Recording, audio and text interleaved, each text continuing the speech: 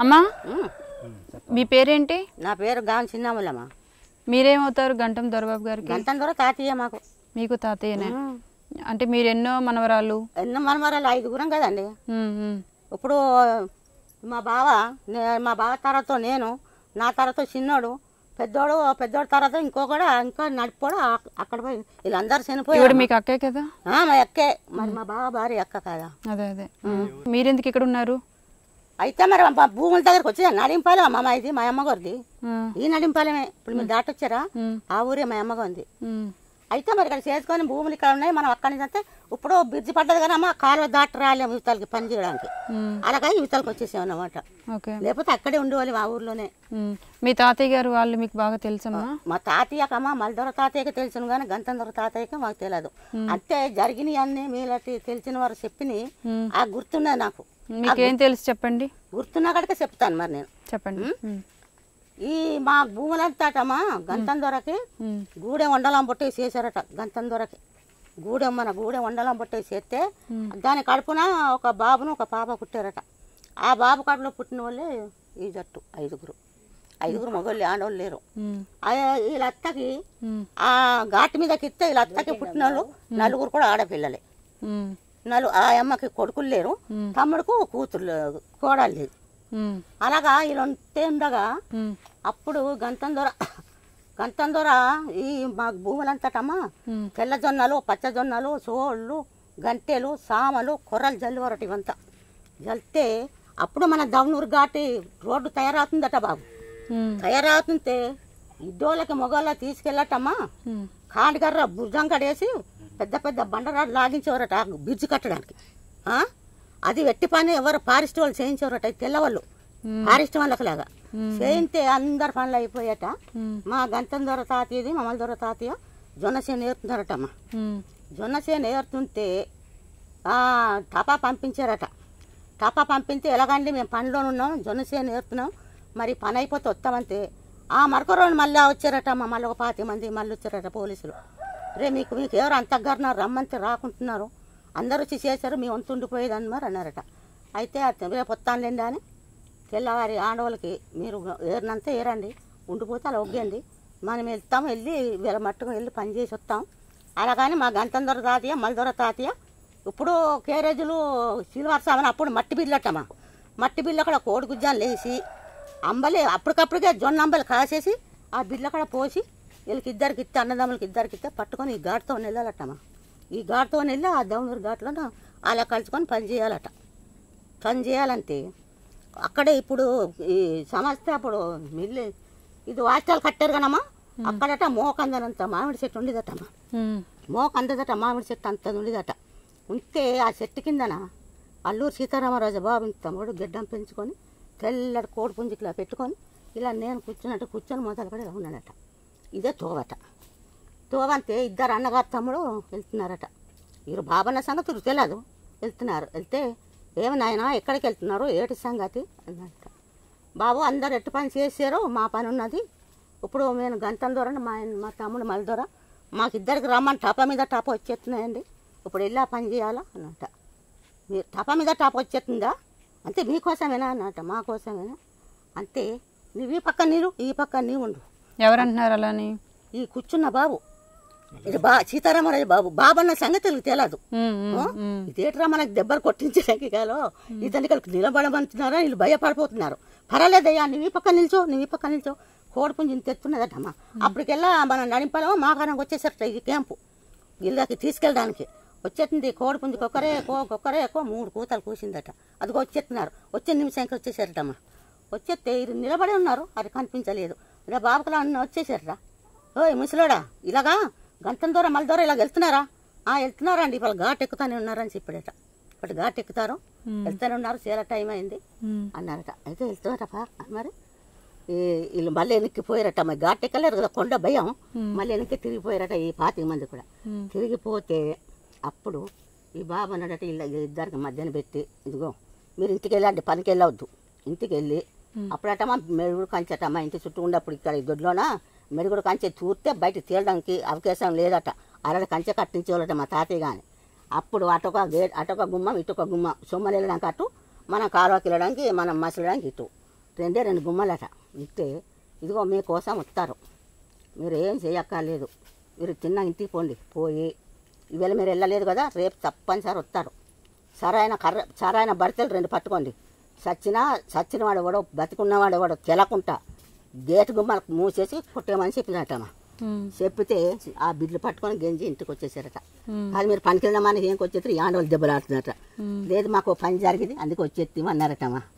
అనేసి ఇంకా సరేలే అనుకొని అలా ఉంటే మా తాతయ్య మల్దూర తాతయ్య ఇక్కడ పెద్ద చింత చెట్టు పడిపోయి ఎండిపోయినదటమ్మా. ఎండిపోయితే పుల్లలు కొట్టామంతట గొడ్డ లేకుండా పుల్లలు కొడుతున్నట. మా తాతయ్య మా గంతందూర తాతయ్య ఆ పక్క కండతాళ్ళు ఎత్తున్నాడట ఆవులు కట్టడానికి. ఎత్తుంటే క్యాంప్ వచ్చేసిదటమ్మా.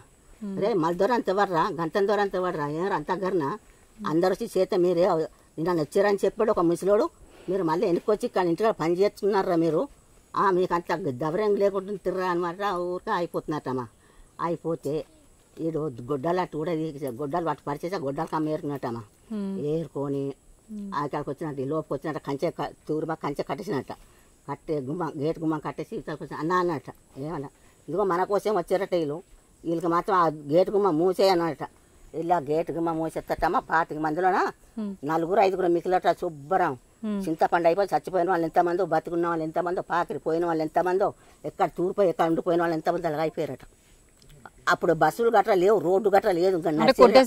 కొట్టేశారు. ఎవరు కొట్టారు? గంతందూర మల్దూర ఇద్దరు కొట్టారు. ఇద్దరు బాబు చెప్పాడు కదా బ్రిటిష్ వాళ్ళకి బ్రిటిష్ వాళ్ళు కొట్టారు.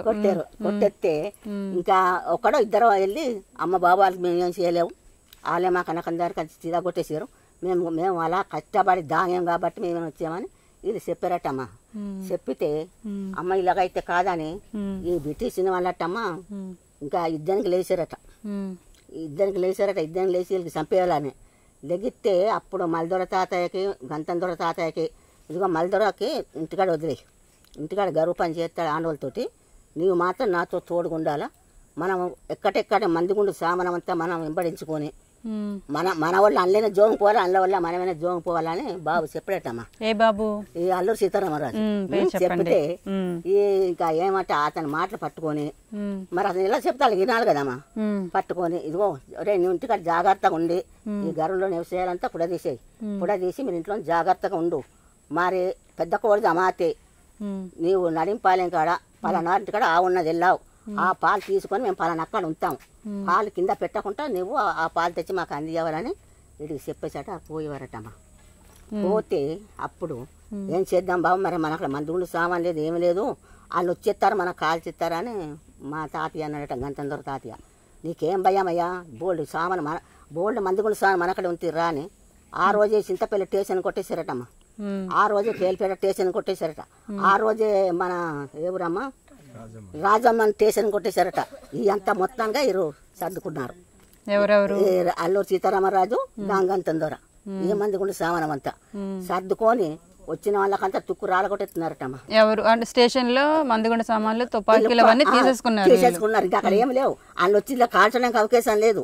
3 స్టేషన్లు కొట్టేశారు కదా, ఆ సామానం అంతా దగ్గర ఉన్నది, కనబడ్డ వాళ్ళకందరికి కాల్చుతున్నారట.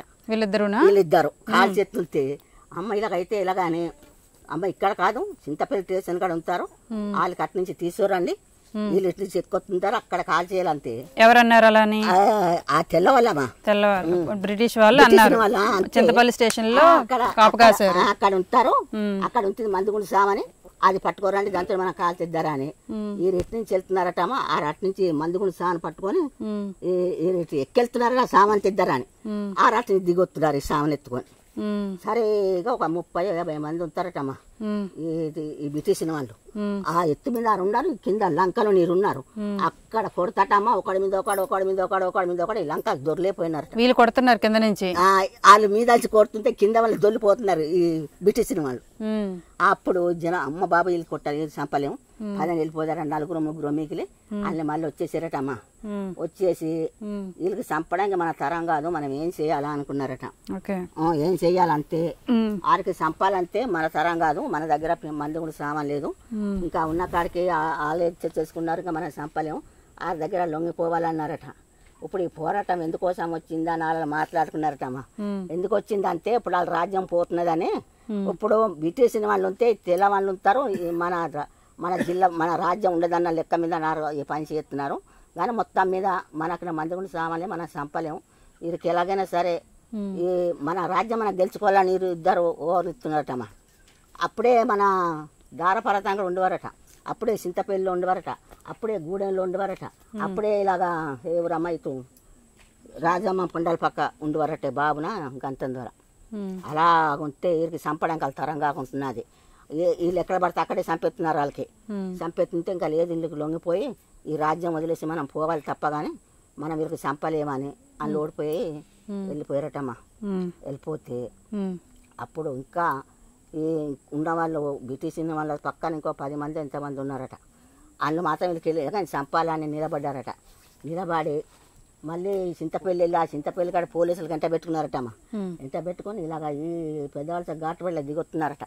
వస్తుంటే గంటం దొర బాబు ఏమో ఈ ఎద్దుమాడి సింగధార పర్వతాంకం ఉన్నాడట. ఆ అల్లూరు సీతారామరాజు ఏమో మంపరయ్య వాళ్ళు చెరువు కాడ తాన్నం చేస్తున్నాడట.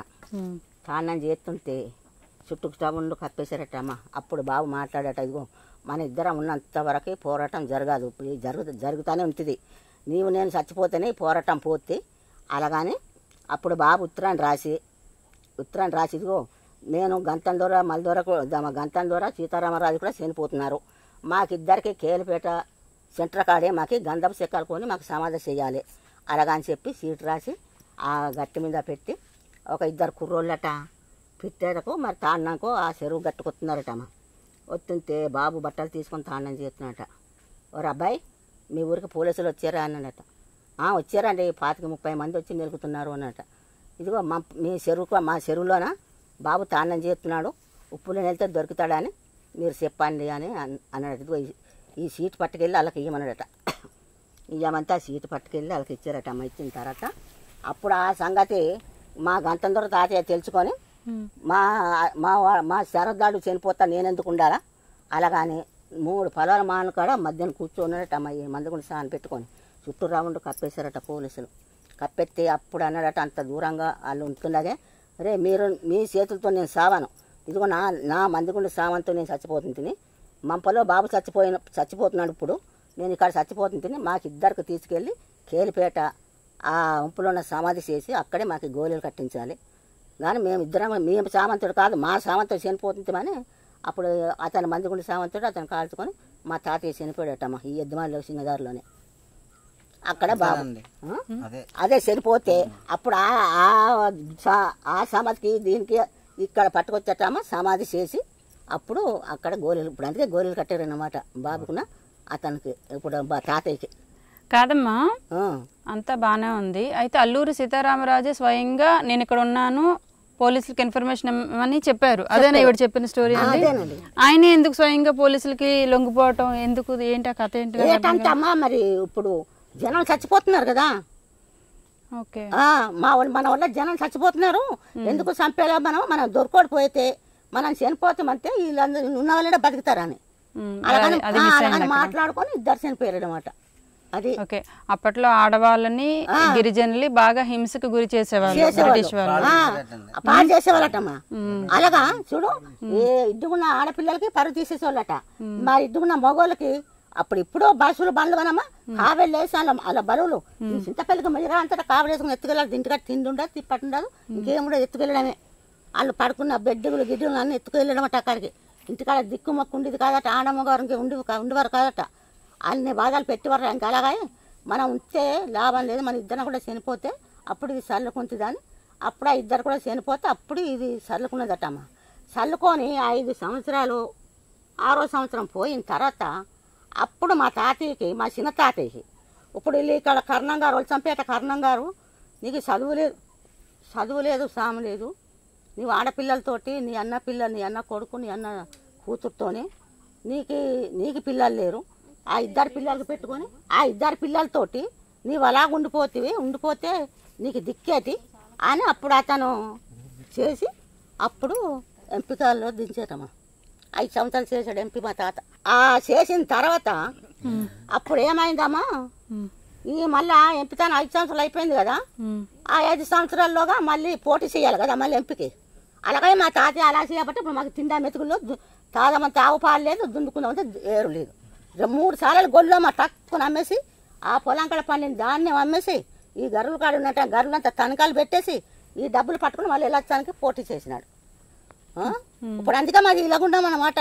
ఇప్పుడు కట్టుకోవడానికి ఇల్లు లేదు, తినడానికి తిండి లేదు, కట్టుకోవడానికి ఉండడానికి ఇల్లు లేదు, కట్టుకోవడానికి బట్టలు.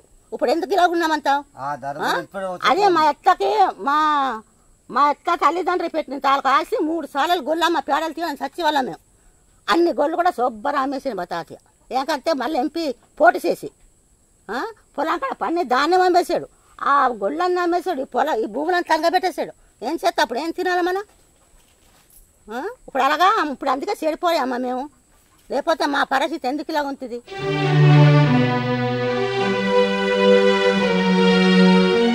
సో ఇదే అండి స్టోరీ. మరి మీకు అందరికీ అర్థమైందని నేను అనుకుంటున్నాను.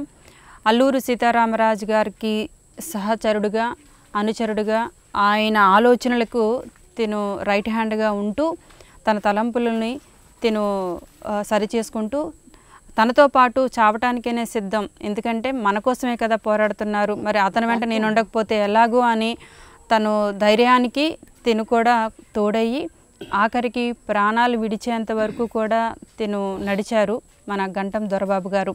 అందుకనే అల్లూరి సీతారామరాజు గారి సమాధి పక్కనే ఆయన సమాధి కూడా చేయటం జరిగింది. ఆయనకంత ప్రత్యేకత ఉంది కాబట్టే ఆయన సమాధి పక్కన ఈయన సమాధిని స్థాపించారు. సో అయితే గంటం దొరబాబు గారికి పిల్లలు ఉన్నారు, కానీ ఈయన ఈ సమరంలో అల్లూరి సీతారామరాజు గారితో పాటు తిరగడంతో ఆయన పిల్లలు మల్లిదొర గారికి పిల్లలు లేకపోవడంతో ఆ పిల్లల్ని ఈయన పిల్లలుగా పెంచి పెద్ద చేసిన తర్వాతనే వారి వారసులే వీళ్ళు. అయితే గంటం దొరబాబు గారికి ఒక కొడుకు, ఒక కూతురు. అయితే ఆ కొడుకుకు పుట్టిన 5గురు సంతానంలో 4 చనిపోగా మిగిలిన వారసుడు ఒక్కడే అన్నమాట. ఈ ఒక్కరు వారసులు మాత్రమే ఇప్పుడు మిగిలి ఉన్నారు. అయితే దేశం కోసం పోరాడిన పోరాట వీరులు తాలూకు కుటుంబం పరిస్థితి మరి ఈరోజు చూశారు కదా. తినటానికి అయితే ఏదో అలా గడిచిపోతుంది, వాళ్ళు కష్టపడుతున్నారు, రెక్కాడితే డొక్కాడుతుంది. అట్లాగా వాళ్ళు కట్టుకున్న వస్త్రాల దగ్గర నుంచి, వాళ్ళు ఉంటున్న ఇల్లు దగ్గర నుంచి మొత్తం వాతావరణం అంతా మీరు చూశారు కదా. అంటే ఎవరిని నిందించడం అనేది ఇప్పుడు నేను సబబు కాదు, కానీ అట్లీస్ట్ వీళ్ళు ఇంకా ఉన్నారు, అరే వీళ్ళ పరిస్థితి ఇలా కాదు, మన కోసం మన ప్రజల కోసం ప్రాణాలను సైతం త్యాగం చేసిన వారి కుటుంబం పరిస్థితి ఇలా ఉండకూడదు అని ఎవరైనా అనుకుని ఉండుంటే గనక వీరికి ఈరోజు ఈ పరిస్థితి వచ్చి ఉండేది కాదేమో. మరి అన్ని తెలివితేటలు ఈ కొండల్లో ఉన్న వాళ్ళకి వీళ్ళకి కూడా అంత తెలివితేటలు లేక వీరు ఇక్కడే ఇలాగే ఉండిపోయారు. డెవలప్ చేయాలన్న ఆలోచన అల్లూరి సీతారామరాజు గారి జయంతి రోజు ప్రత్యేకించి సాల్వాలు కప్పినంత మాత్రాన వీళ్ళ కడుపు నిండదు. అలాగే వీరిని మెచ్చుకున్నంత మాత్రాన, వీరి కుటుంబాన్ని మెచ్చుకున్నంత మాత్రాన వీళ్ళకి గుడారాలు రావు. అయితే ఇంకా ఎక్కువ మాట్లాడడం అనవసరం. అయితే పరిస్థితి అంతా ఇది కాబట్టి నేనేమనుకుంటున్నాను అంటే, ఒకరిని వేలు పెట్టి చూపించేంత గొప్పదాన్ని పెద్దదాన్ని నేను కానప్పటికీ కూడా ఇప్పటి వరకు నేను చేసిన కుటుంబాలతో పాటు ఈ కుటుంబమే అని నేను అనుకుని నేను భావిస్తున్నాను. కాబట్టి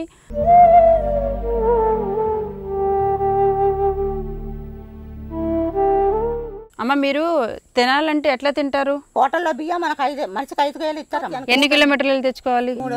5 కిలోమీటర్లు ఉంటాయమ్మా. ఇంకా అక్కడికి వెళ్ళి తెచ్చుకోవడమే. బియ్యం అయితే 5 కిలోమీటర్లు వెళ్ళి తెచ్చుకుంటారు. మరి మంచినీళ్ళు తాగటానికి? మంచినీళ్ళు ఇప్పుడు ఆ కాలువ కూడా సెలమ తీసుకొని ఇప్పుడు కాలువ వచ్చేసింది, ఆ సెలమ కూడా కప్పెత్తుంది. ఇప్పుడు నీళ్ళు తాగడానికి కూడా అవకాశం లేదు. ఇప్పుడు ఇలా క్యాల్మెట్ వెళ్ళి కోలాయి నీళ్ళకి అక్కడికి వెళ్ళాలంటే అది ఒక 3 కిలోమీటర్ల దూరం వెళ్తే అక్కడికి తెచ్చుకోవడానికి 3 కిలోమీటర్లు వెళ్ళి నీళ్ళు తెచ్చుకుంటారు.